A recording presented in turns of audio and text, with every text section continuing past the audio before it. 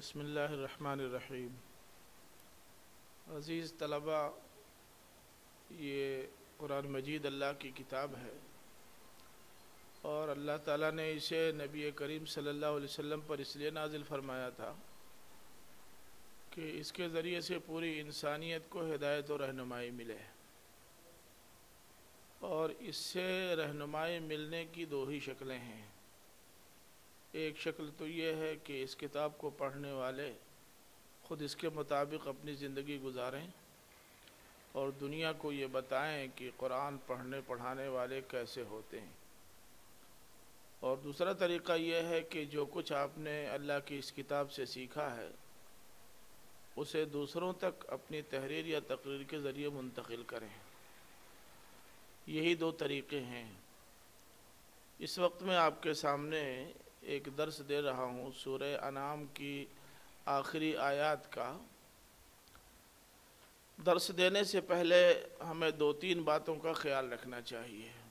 سب سے پہلی بات تو یہ ہے کہ اگر قرآن مجید کا درس ہم اس لیے دے رہے ہیں یا اس لیے لے رہے ہیں کہ ہمارے علم میں اضافہ ہو تو اس میں بھی کوئی حرج نہیں ہے، لیکن اگر مقصد صرف یہ ہو کہ اس سے علم میں اضافہ ہو جائے گا اور ہم کو قرآن مجید کا درس دینے کا سلیقہ آ جائے گا، اس سے آگے کی کوئی خواہش اور کوشش نہ ہو، تو پھر ایسے درس کا کوئی حاصل نہیں ہے۔ بنیادی طور سے ہماری زندگیوں میں تبدیلی آنی چاہیے اس درس قرآن کے ذریعے سے۔ دوسری بات یہ ہے کہ قرآن مجید کا درس دینے والے جو بھی ہوں، ضروری نہیں کہ وہ قاری بھی ہوں، لیکن اگر قرآن مجید وہ اچھا نہیں پڑھ سکتے ہیں تو کسی قاری سے ان کو پڑھ کر کے کم از کم اتنی تصحیح کر لینی چاہیے کہ الفاظ اور حروف صحیح ادا ہوں۔ تیسرا پہلو یہ ہے کہ درس میں ایران توران کی گفتگو کرنے کے بجائے جو الفاظ اور آیات ہیں ان تک اپنی گفتگو محدود رکھنی چاہیے۔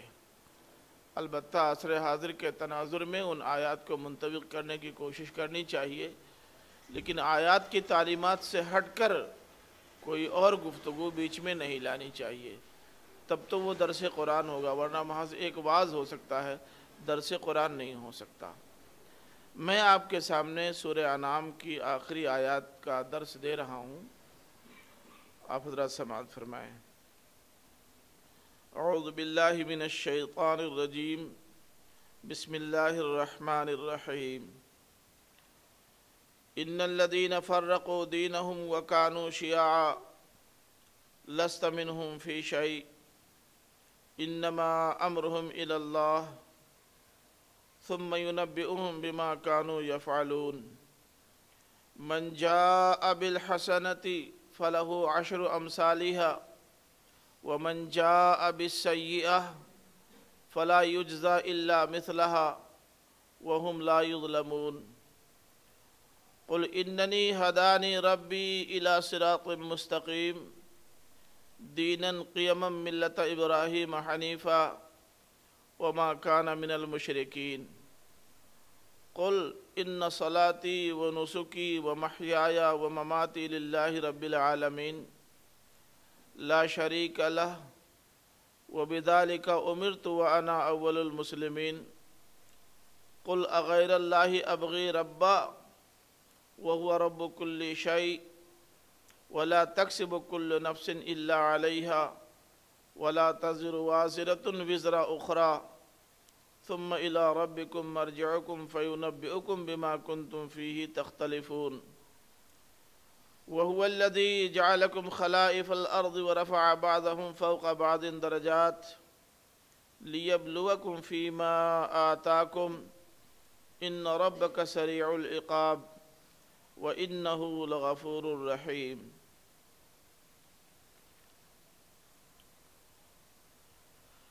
شروع اللہ کے نام سے جو فوراً اپنی آغوش رحمت میں لے لینے والا اور ہمیشہ اپنی رحمت کا سایہ دراز رکھنے والا ہے۔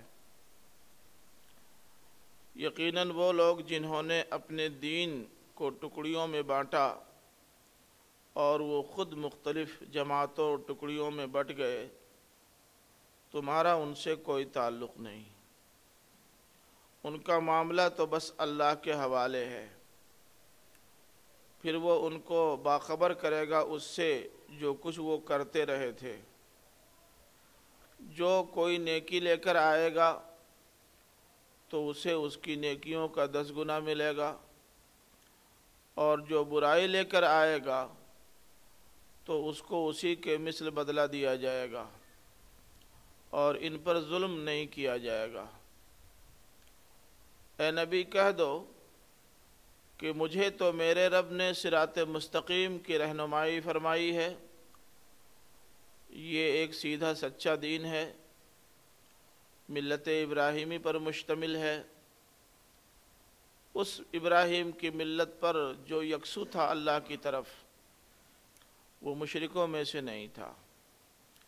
اے نبی کہہ دو کہ میری نماز اور میری قربانی اور میرا جینا اور میرا مرنا سب اللہ رب العالمین کے لیے ہے، اس کا کوئی شریک نہیں، اور مجھے اسی کا حکم دیا گیا ہے، اور سب سے پہلے میں سر اطاعت خم کرتا ہوں۔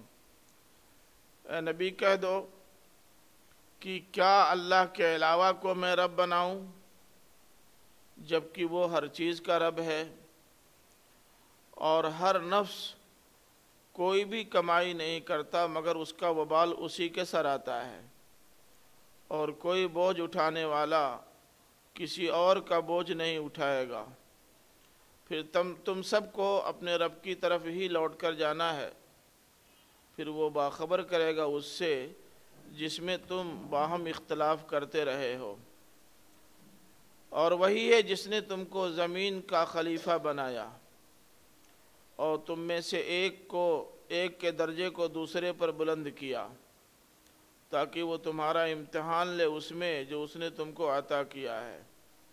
یقیناً تمہارا رب بہت تیز حساب چکانے والا ہے، اور واقعی وہ بڑا بخشنے والا رحم فرمانے والا ہے۔ یہ سورہ انعام کی آخری آیات ہیں۔ ان میں سب سے پہلے تو اللہ تعالیٰ نے ان قوموں پر تعسف کا اظہار کیا ہے جن کو دین اسلام کا امین بنایا گیا تھا، لیکن تھوڑے ہی عرصے کے بعد انہوں نے اس دین کو چھوڑ دیا اور بہت سارے ایڈیشن دین کے بنا لیے، سب کا اپنا اپنا الگ الگ ایڈیشن تھا۔ اس میں اشارہ یہود کی طرف بھی ہے، نصارہ کی طرف بھی ہے، اور کفار و مشرکین مکہ کی طرف بھی۔ جو دین حضرت ابراہیم علیہ السلام کے توسط سے ان کو ملا تھا اور جس کے دین حنیفی ہونے کے یہ آخر تک قائل رہے ہیں اور اپنے آپ کو اس دین کا پیروکار قرار دیتے تھے اور فخر کے ساتھ قرار دیتے تھے، لیکن افسوس یہ ہے کہ نہ یہودیت دین ابراہیم پر قائم رہی، نہ نصرانیت اس پر قائم رہی، اور نہ کفار و مشرکین مکہ اس دین پر قائم رہے۔ انہوں نے جو دین بنایا وہ ایک دوسرے کے دین سے بالکل مختلف۔ ظاہر ہے کہ جب دین کے کئی ایڈیشن ہو جائیں گے اور وہ سب ایک دوسرے سے مختلف ہوں گے تو جماعتیں بھی مختلف بن جائیں گی، یہ بالکل طے ہے۔ یہاں سب سے پہلے اللہ تعالیٰ نے اسی جانب اشارہ کیا ہے کہ ہم نے تو جو دین دیا تھا ابراہیم کے توسط سے وہ دین اب ان کے پاس باقی رہا نہیں۔ انہوں نے اس دین کی بہت ساری چیزوں کو دین سے نکال دیا اور بہت ساری چیزوں کو دین میں داخل کر دیا۔ اس طرح اپنے مفادات کو سامنے رکھتے ہوئے دین کا ایک ڈھانچہ یہودیوں نے کھڑا کر لیا، اسی طرح عیسائیوں نے بھی ایک ڈھانچہ کھڑا کر لیا، اور اسی طرح کفار و مشرکین مکہ نے۔ اور جب لائن بگڑ جاتی ہے اور آدمی راستہ چھوڑ دیتا ہے، اور جو لوگ ابتدا میں راستہ چھوڑ کر ایک نیا راستہ اختیار کرتے ہیں تو پھر اس غلط راستے سے مزید غلط راستے نکلتے چلے جاتے ہیں، اور نتیجہ یہ ہوا کہ یہودیت بھی کئی خانوں میں بٹ گئی، نصرانیت بھی کئی خانوں میں بٹ گئی، اور کفار و مشرکین مکہ کے ہر خاندان کا دین الگ الگ ہو گیا۔ اگر ہم جائزہ لیں تو بدقسمتی سے ہمارے یہاں بھی صورتحال اس سے بہت زیادہ مختلف اب نہیں رہی۔ تو اللہ تعالیٰ نے فرمایا کہ اے نبی، تم کو ملت ابراہیمی پر بھیجا گیا ہے، لیکن تمہاری مستقل حیثیت ایک نبی اور رسول کی ہے۔ اب تم لوگوں کے سامنے جاؤ اور قرآن مجید کی صورت میں جو پیغام تمہیں انسانیت کے لیے دیا گیا ہے وہ پیغام من و عن بے کم و کاست لوگوں تک پہنچا دو۔ اب اگر اس پیغام کے پہنچنے کے بعد بھی، جس میں حضرت ابراہیم علیہ السلام کی اہمیت کا بھی ذکر ہے، حضرت موسیٰ علیہ السلام کی نبوت و رسالت کا بھی ذکر ہے، حضرت عیسیٰ علیہ السلام کی نبوت و رسالت کا بھی ذکر ہے، اگر ان تمام کی واقعی اہمیت کا اعتراف کرنے کے باوجود بھی اگر ان کے ماننے والے اور ان کا نام لینے والے سنجیدگی کے ساتھ اسے نہیں لیتے تو تمہارے اوپر کوئی ذمہ داری نہیں ہے۔ اب اس پیغام حق کے پہنچ جانے کے بعد جو لوگ راہ راست پر آنے کے لیے تیار ہوں گے وہ اپنا فائدہ کریں گے، لیکن جو راہ راست کی طرف آنے کے لیے تیار نہیں ہوں گے وہ اپنا نقصان کریں گے۔ قیامت کے روز تم سے اس بارے میں نہیں پوچھا جائے گا کہ جن کے درمیان تم بھیجے گئے تھے آخر وہ سب کے سب راہ راست پر کیوں نہیں آئے۔ تمہاری ذمہ داری اصلاً ہے اس پیغام کو پہنچا دینے کی، وہ کام تم کر دو، اس کے بعد تمہاری ذمہ داری ختم ہو جاتی ہے۔ اسی لیے اللہ تعالیٰ نے فرمایا کہ جب تم اپنی ذمہ داری ادا کر دو تو اس کے بعد اب تم سے باز پرس اس سلسلے میں نہیں ہوگی اور ان کا معاملہ اللہ کے حوالے ہوگا۔ پھر قیامت کے روز اللہ تعالیٰ ہی ان کے اعمال سے ان کو باخبر کرے گا اور ان سے پوچھے گا کہ تمہارے پاس ہم نے حضرت ابراہیم کو بھیجا تھا ایک ملت کے ساتھ، ان کی اپنی تعلیمات تھیں، نام ان کا صبح شام تم لیتے تھے، لیکن ان کی کارکردگی، ان کی دعوت اور ان کی زندگی تمہارے ہاں نظر کیوں نہیں آتی؟ یہود سے اللہ تعالیٰ پوچھے گا کہ تم بھی ابراہیم کا نام بہت لیتے تھے، اسحاق کا نام بہت لیتے تھے، حضرت ابراہیم اور حضرت اسحاق کے دنیا سے جانے کے بعد پھر ہم نے تمہارے درمیان مزید اہتمام کیا اور موسیٰ کو بھیجا نبی اور رسول بنا کر، باقاعدہ ان کے ساتھ وہ سارے اصول و ہدایات دیں جو اصول ہدایت اس سے پہلے بھی دی جا چکی تھیں۔ ان اصول و ہدایات کی روشنی میں تم نے زندگی گزاری یا نہیں؟ اگر نہیں گزاری تو کیوں؟ اسی طرح حضرت عیسیٰ علیہ السلام کو بھی سامنے لا کر لوگوں سے کہا جائے گا کہ یہ تمہارے درمیان نبی و رسول بنا کر بھیجے گئے تھے، انہوں نے بھی ہمارے پیغام کو تم تک پہنچایا، خود اس کے مطابق زندگی گزار کے دکھائی، لیکن تم نے ان کے ساتھ کیا کیا اور ان کے جانے کے بعد ان کے لائے ہوئے دین میں کیا کیا؟ اب بتاؤ۔ اب چونکہ معاملہ اللہ کے حوالے ہوگا اس لیے اللہ تعالیٰ تمام قوموں سے، ان تمام جماعتوں سے، ان تمام ٹکڑیوں سے الگ الگ حساب لے گا اور ان سے پوچھے گا۔ اگر ان کے پاس حسن کارکردگی ہوتی تو ظاہر ہے کہ وہ اللہ تعالیٰ کی بارگاہ میں یہ کہتے کہ اللہ تعالیٰ تو نے اپنے پیغمبروں کے ذریعے سے جو دین ہم کو دیا تھا اس دین سے ہم چمٹے رہے اور اس کے مطابق ہم نے زندگی گزاری، اپنا ریکارڈ اٹھا کر دیکھ لے اور جن کو تو نے متعین کیا تھا ہمارا ریکارڈ تیار کرنے پر ان سے بھی معلوم کر لے۔ لیکن جنہوں نے اصل دین کو چھوڑ کر اپنی مرضی کے مطابق دین کا جو نیا ڈھانچہ تیار کیا ہے اس ڈھانچے کو لے کر کے بارگاہ خداوندی میں پہنچیں گے تو اللہ تعالیٰ کے ہاں جو باز پرس ہوگی ان سے کوئی جواب نہیں بن پڑے گا اور اللہ تعالیٰ ان کی پوری کارکردگی سامنے لا دے گا۔ دیکھیے، ایک تو اللہ تعالیٰ بذات خود ہر چیز سے واقف ہے، اگر وہ چاہے تو تنہا اپنی معلومات کی بنیاد پر، اپنے علم کی بنیاد پر فیصلہ کر سکتا ہے، لیکن اس نے ریکارڈ کے اتنے ذرائع اختیار کر لیے ہیں کہ کوئی انکار کرنے والا چاہے بھی تو انکار نہ کر سکے۔ یہ آج ہمارے سامنے آڈیو اور ویڈیو کیسٹیں جو رہتی ہیں ان کی مدد سے ہم لوگوں کی آوازیں اور ان کی تصویریں اپنے یہاں محفوظ کر لیتے ہیں۔ اللہ تعالیٰ کے ہاں بھی آٹومیٹک سسٹم اس طرح کا ہے کہ آدمی انکار کرنا چاہے تو نہیں انکار کر سکے گا۔ کوئی جرم کر کے گیا ہے، اللہ تعالیٰ اس جرم کے بارے میں سوال کرے گا، اگر اس کا جواب وہ غلط دینا چاہیں گے تو فوراً آڈیو کھول دیا جائے گا، اس کے بعد کہہ دیں گے کہ یہ سب ہماری آواز نہیں کسی اور کی آواز ہے تو پھر ان کی تصویر بھی سامنے لا دی جائے گی۔ یہ ساری چیزیں سب کے سامنے آئیں گی۔ اب اس کی شکل کیا ہوگی یہ تو اللہ بہتر جانے، لیکن جو ذرائع آج کل ہمارے پاس ہیں ان کو دیکھ کر کے اندازہ یہ ہوتا ہے کہ اب کسی کی بھی صورتحال صحیح طور سے سامنے لانے کے لیے کوئی دشواری اور دقت نہیں ہوگی۔ کسی زمانے میں اس کا سمجھنا دشوار رہا ہوگا، لیکن اس عہد ترقی میں تو اب اس کا سمجھنا دشوار نہیں، اس لیے کم از کم جدید دنیا کو ان سارے ذرائع کو سامنے رکھتے ہوئے اللہ تعالیٰ کے ریکارڈنگ کا یقین کر لینا چاہیے اور پوری تیاری اپنے طور پر کر لینی چاہیے۔ اس کے بعد اللہ تعالیٰ نے یہ فرمایا ہے کہ جو نیکیاں لے کر آئے گا، یہ اللہ تعالیٰ کا کرم ہی ہے، ورنہ ہونا تو یہ چاہیے کہ جو نیکیاں لے کر کے آئے، جتنی نیکیاں لے کر کے آ رہا ہے اتنی نیکیوں کا ثواب اپنے حصے میں کر لے، بس کافی ہے۔ لیکن یہ اللہ تعالیٰ کی عنایت اور اس کا کرم ہے کہ نیکی کرنے والوں کو ان کی نیکی کا ثواب 10 گنا بڑھا کر دیا جائے گا، 10 گنا بڑھا کر دیا جائے گا۔ ایک نیکی کی ہے تو 10 نیکیوں کا ثواب ملے گا۔ اس کے بالمقابل اگر کوئی برائی کر کے آیا ہے تو جتنی برائی کی ہوگی اسی کے لحاظ سے اس کی سزا بھی ہوگی، اس سے زیادہ نہیں ہوگی۔ عام طور پر ہمارے یہاں یہ خوشگمانی پائی جاتی ہے کہ جب اللہ تعالیٰ اس قدر کرم کا معاملہ کرے گا تب تو ہم سب کی گاڑی پار ہو جائے گی، یعنی بہت کم نیکیاں کرنے اور بہت زیادہ غلطیاں کرنے کے باوجود بھی آخرت میں ہمارا مسئلہ حل ہو جائے گا۔ لیکن ہمیں تھوڑا سا اس پہلو سے جائزہ لینا چاہیے کہ اللہ کی یہ کتاب قرآن مجید ہمارے سامنے ہے، ہم اس قرآن مجید کی روشنی میں اپنی زندگی کے سارے اصول کا پتہ لگا لیں۔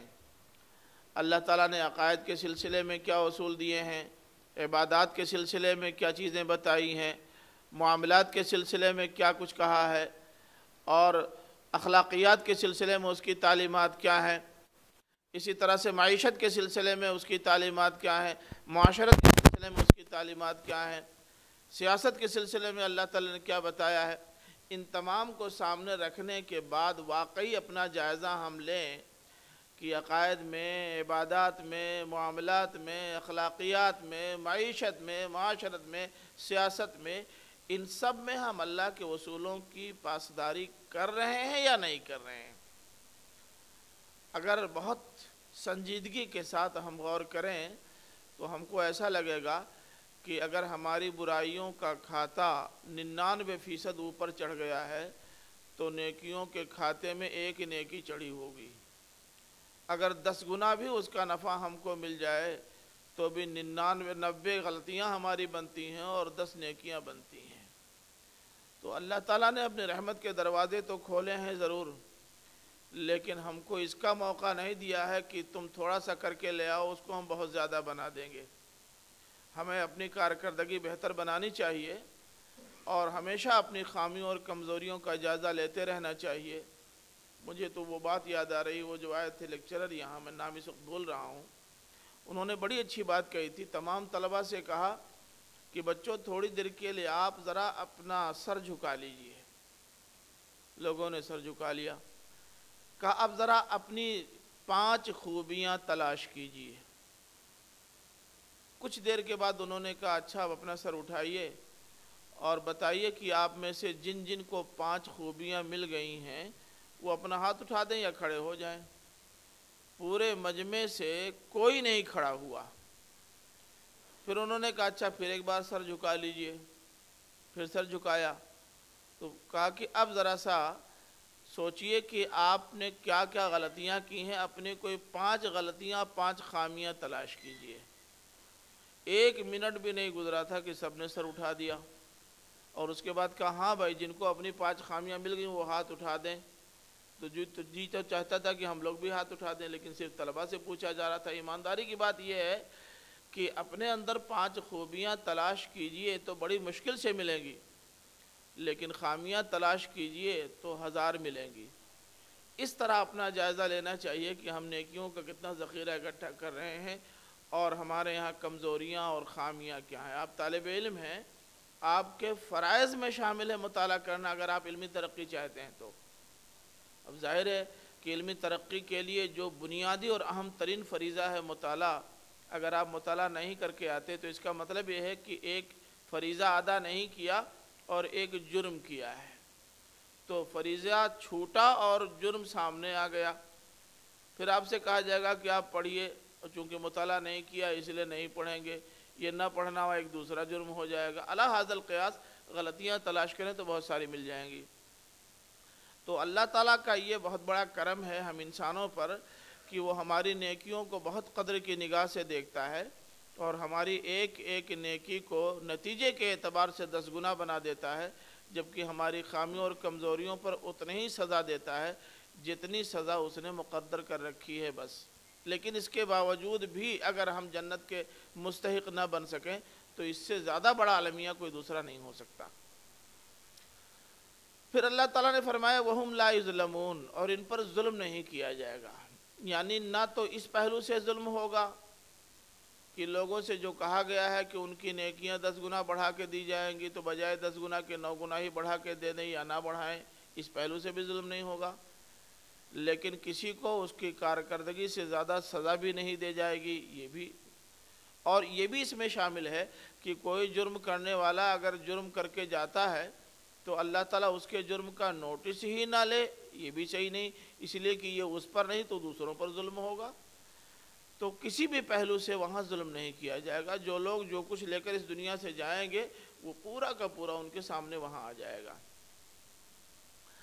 پھر اللہ تعالیٰ نے اپنے پیغمبر حضرت محمد صلی اللہ علیہ وسلم سے خطاب کرتے ہوئے فرمایا کہ اے نبی، ان لوگوں کو بہت دنوں سے سمجھا رہے ہو، دعوت دین دے رہے ہو، راہ راست پہ لانے کی کوشش کر رہے ہو، لیکن ایسا لگتا ہے کہ ایک بڑا طبقہ ان کا ہے جو کسی بھی صورت میں بات ماننے کے لیے تیار نہیں ہے۔ تو اب ان کے سامنے یہ بات بھی رکھ دو کہ اننی ہدانی ربی الی صراط مستقیم، میرے رب نے مجھے سیدھے راستے کی رہنمائی دے دی ہے۔ اللہ تعالیٰ نے مجھے بتا دیا ہے کہ سیدھا راستہ یہ ہے، اور سیدھے راستے سے مراد کیا ہے؟ فرمایا دیناً قیماً، وہ دین جو بالکل سیدھا اور سچا ہے۔ اس کی مزید وضاحت فرمائے کہ ملت ابراہیم، ابراہیم کے ذریعے جو ملت ہم نے دی تھی یہ وہی ملت ہے جس کی تجدید ہو رہی ہے، کوئی نئی ملت نہیں، کوئی نیا دین نہیں ہے، دین پرانا ہے، اس میں چونکہ تبدیلی کر دی گئی تھی، اسے بدل دیا گیا تھا، دین کا ایک دوسرا ڈھانچہ کھڑا کر دیا گیا تھا، اس لیے پھر سے اس کی تجدید کی جا رہی ہے، اور وہی دین پھر مجھے دیا گیا ہے۔ اور اس دین کو میرے پاس آ جانے کے بعد اب اگر تم مانتے ہو تو، نہیں مانتے ہو تو، کم از کم میں تو اس کا مخاطب اپنے آپ کو مانتا ہوں، اس لیے میں اپنی زندگی کی گاڑی اسی رخ پہ چلاؤں گا۔ حضرت ابراہیم علیہ السلام کے بارے میں اللہ تعالیٰ نے یہ بھی فرمایا کہ وہ حنیف تھے، اللہ کی طرف یکسو تھے، دنیا کی ساری چیزوں سے کٹ کر۔ اس کا یہ مطلب نہیں کہ ازدواجی زندگی نہیں گزارتے تھے، اس کا یہ مطلب نہیں کہ وہ کھیتی باڑی نہیں کرتے تھے، اس کا یہ مطلب نہیں کہ دنیا کے کاروبار سے سروکار نہیں رکھتے تھے، اس کا مطلب یہ ہے کہ وہ جو کام بھی کرتے تھے اس میں اللہ کی رضا اور اس کی خوشنودی کو پیش نظر رکھتے تھے، جو کام بھی کر رہے ہیں اللہ کو راضی کرنے کے لیے، یہ ہے اللہ تعالیٰ کی طرف یکسوئی۔ اور فرمایا کہ وما کان من المشرکین، وہ مشرکوں میں سے نہیں تھے۔ اب تم بتاؤ، تم کہتے ہو کہ ہم بھی دین ابراہیمی سے متعلق ہیں، ہمارا بھی تعلق اسی سے ہے۔ یہود بتائیں کہ کیا وہ عزیر کو اللہ کا بیٹا نہیں مانتے؟ اگر مانتے ہیں تو یہ شرک نہیں ہے؟ کیا نصارہ مسیح کو اللہ کا بیٹا نہیں مانتے؟ اگر مانتے ہیں تو یہ بھی شرک ہے۔ کیا کفار و مشرکین مکہ فرشتوں کو اللہ کی بیٹیاں نہیں مانتے؟ اگر مانتے ہیں تو یہ بھی شرک ہے۔ جس ابراہیم کا نام لے کر جس کی ملت پر ہونے کا دعویٰ یہ کر رہے ہیں، اس ابراہیم کے ہاں تو شرک کہیں نظر نہیں آتا۔ انہوں نے تو کسی کو اللہ کا بیٹا نہیں بنایا، کسی کو اللہ کی بیوی نہیں بنایا، کسی کو اللہ کے خاندان میں نہیں شمار کیا، کسی کو اللہ کی ذات یا اس کی صفات میں شریک نہیں کیا۔ تو یہ جو لوگ حضرت ابراہیم کا نام لے رہے ہیں، واقعہ یہ ہے کہ یہ صرف نام لے رہے ہیں، ملت ابراہیم سے ان کا کوئی تعلق نہیں ہے۔ اے پیغمبر تم کہہ دو کہ میرا تعلق تو ملت ابراہیم سے ہے، اور مجھے بھیجا گیا ہے دین ابراہیمی کی تجدید کے لیے، میں وہ کر رہا ہوں، تمہارے پاس بھی اس پیغام کو پہنچا رہا ہوں، تمہیں قبول کرنا ہو قبول کرو، ورنہ میں تو اسے قبول کرتا ہوں۔ اور اس کے بعد فرمایا کہ اے نبی یہ بھی کہہ دو کہ ان صلاتی و نسکی و محیایا و مماتی للہ رب العالمین، میری نماز اور میری قربانی، میری زندگی اور میری موت سب اللہ رب العالمین کے لیے ہے۔ نماز کے مقابلے میں محیا، صلاۃ کے مقابلے میں محیا اور نسک کے مقابلے میں ممات کا استعمال بڑا بلیغ ہے، اس کو ذہن میں رکھیے۔ نماز زندگی ہے۔ جو لوگ نمازوں کا اہتمام نہیں کرتے یا نمازوں سے ان کو دلچسپی نہیں ہے، وہ گویا اپنی موت کا سامان خود کر رہے ہیں۔ اسی طرح سے جو آدمی قربانی دینے کے لیے تیار نہیں ہے، اللہ کی بارگاہ میں اپنی جان پیش کرنے کے لیے تیار نہیں ہے، جان وہ اپنی بہرحال نہیں بچا سکتا، جان تو اس کی جائے گی، لیکن یہ قربانی اللہ کے لیے مرنا ہے، اللہ کے لیے مرنے کا نام قربانی ہے۔ تو اب جو لوگ اللہ کے نام پر مرنے کے لیے تیار ہوں، وہ کیسے قربانی سے گریز کر سکتے ہیں؟ جو اپنی زندگی چاہتے ہوں، وہ کیسے نماز سے لاپرواہی برت سکتے ہیں؟ تو اس لیے اللہ تعالیٰ نے فرمایا کہ اے نبی تم کہہ دو کہ میری نماز بھی اللہ کے لیے ہے، میری قربانی بھی اللہ کے لیے ہے، میری زندگی بھی اللہ کے لیے ہے، میری موت بھی اللہ کے لیے ہے۔ اور یہاں اللہ نے اپنی صفت رب العالمین بتائی ہے، سارے جہان کا رب۔ رب کے سلسلے میں یہ بات ذہن میں رہے، یہ اللہ تعالیٰ کی بہت اہم اور بہت قیمتی صفت ہے۔ رب کہتے ہیں پروردگار کو، رب کہتے ہیں مالک اور انچارج کو، رب کہتے ہیں مسائل حیات کو حل کرنے والے کو، رب کہتے ہیں وسائل فراہم کرنے والے کو۔ یہ لفظ رب بڑے وسیع معنی میں آتا ہے۔ اسی لیے آپ دیکھتے ہیں کہ لوگ گھر کے مالک کو رب البیت فی الاحادیث، رب البیت کہتے تھے، گھر کا مالک رب البیت ہے۔ اسی طرح سے جو حدیث کی دنیا میں اتھارٹی حضرت امام احمد بن حنبل تھے، ان کو رب البیت فی الاحادیث کہا گیا ہے۔ تو رب کے معنی ہوتے ہیں انچارج، ذمہ دار، مسائل حل کرنے والا، وسائل فراہم کرنے والا، ضروریات پوری کرنے والا، ہر ایک کو دیکھنے اور اس کی نگرانی کرنے والا۔ تو جو سارے عالم کا رب ہے، سارے عالم کا پالنہار ہے، سب کے مسائل حل کرتا ہے، سب کے لیے وسائل فراہم کرتا ہے، سب کی زندگی کی ضمانت دیتا ہے، سب کو پالنے پوسنے کا انتظام کرتا ہے، بھلا اس کو میں کیسے چھوڑ سکتا ہوں؟ اور اس کو چھوڑ دوں گا تو کہاں جاؤں گا؟ کون سا ٹھکانہ بنے گا؟ اور پھر اس کی وضاحت یوں فرمائی کہ لا شریک اللہ، اس کا کوئی شریک نہیں۔ نہ صرف یہ کہ ذات میں کوئی شریک نہیں، بلکہ صفات میں بھی کوئی شریک نہیں ہے۔ کوئی نہیں ہے کہ اگر روزی تنگ ہو جائے تو اس کا راستہ کھول دے۔ معاشی ناکہ بندیاں ہوتی ہیں، لیکن اس کے باوجود بھی جو لوگ اللہ سے وابستہ ہوتے ہیں، وہ معاشی ناکہ بندیاں بھی ان کے لیے بہت بڑا مسئلہ پیدا نہیں کر پاتی۔ تو اللہ تعالیٰ جس کا ہو جاتا ہے، دنیا کے سارے راستے بند ہو جانے کے باوجود بھی راستہ مستقل طور سے یا کلی طور سے بند نہیں ہوتا۔ تو اللہ کا کوئی شریک نہیں ہے، نہ روزی دینے میں، نہ زندگی فراہم کرنے میں، اور نہ زندگی باقی رکھنے میں، اور نہ دوسرے اور وسائل فراہم کرنے میں۔ ذرائع اللہ تعالیٰ پیدا کرتے ہیں، جن ذرائع سے ہم کو یہ ساری چیزیں ملتی ہیں، وہ سارے ذرائع اللہ کے پیدا کردہ ہیں۔ فرمایا وَبِذَالِكَ أُمِرْتُ، اے نبی یہ بھی اعلان کر دو کہ مجھے تو اسی کا حکم دیا گیا ہے۔ کس کا؟ کہ میری نماز اللہ کے لیے ہو، میری قربانی اللہ کے لیے ہو، میرا جینا بھی اللہ کے لیے ہو، اور میرا مرنا بھی اللہ کے لیے ہو۔ اس لیے میں نماز اللہ کی پڑھوں گا، اللہ کے علاوہ کسی کی عبادت نہیں کروں گا۔ روزی مانگنا ہوگا تو میں اللہ تعالیٰ سے مانگوں گا، کسی اور کے سامنے ہاتھ نہیں پھیلاؤں گا۔ میں اپنا مالک اگر کسی کو سمجھوں گا تو وہ اللہ تعالیٰ ہوگا، اس کے علاوہ کسی کو مالک نہیں سمجھوں گا۔ اور جب تک میں جیوں گا تب تک میرے اوپر اللہ کا قانون چلے گا، اللہ کی حکمرانی چلے گی۔ اللہ کے علاوہ کا حکم ماننے میں بھی کوئی مذاقہ نہیں ہے۔ ماسٹر صاحب بیٹھے ہوئے ہیں، ابھی یہ اگر کہہ دیں کہ بیٹا ایک گلاس پانی لا دو تو آپ کو لا دینا چاہیے۔ اگر یہ کہہ دیں کہ لو ذرا سا مٹھائی کھا لو تو کھا لینا چاہیے۔ لیکن رمضان کے مہینے میں اللہ تعالیٰ کا حکم ہے کہ کچھ نہیں کھانا ہے۔ اب اگر ماسٹر صاحب کہیں مٹھائی کھا لو تو نہیں کھانا ہے، اس لیے کہ اللہ تعالیٰ کی مخالفت لازم آ رہی ہے۔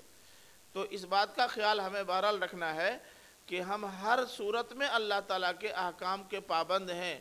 اللہ تعالیٰ کے حکم کے مقابلے میں اگر کسی کا حکم آتا ہے تو اسے ہمیں تسلیم نہیں کرنا ہے، لیکن اگر اللہ کے حکم کے مقابلے میں نہیں آتا تو ظاہر ہے کہ بہت سارے لوگوں اور بہت ساری شخصیات کی باتیں مانی جا سکتی ہیں، اس میں کوئی مذاقہ نہیں ہے۔ پھر فرمایا انا اول المسلمین، ایسا نہیں ہے کہ میں صرف تمہیں دعوت دے رہا ہوں، صرف تمہیں بتا رہا ہوں، صرف تم سے اسلام کا مطالبہ کر رہا ہوں، ایسا نہیں ہے۔ میں خود بھی اس اسلام کو دل سے قبول کر رہا ہوں